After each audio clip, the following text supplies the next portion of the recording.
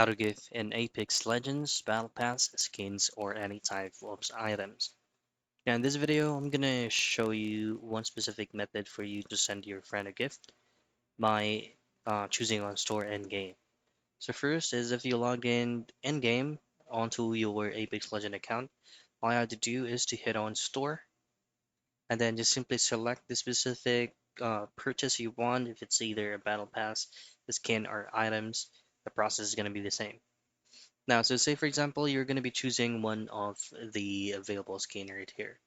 All you've got to do next before completing the purchase is you will be prompted where you'll undergo a verification method first before you can complete the whole purchase. Now, once you've successfully done that, this is going to be your friend's interface, or this is going to be what they will be seeing once they log in into their Apex Legend account. And that's it. It's very simple. That is how you gift an Apex Legends Battle Pass, skins, or any types of items.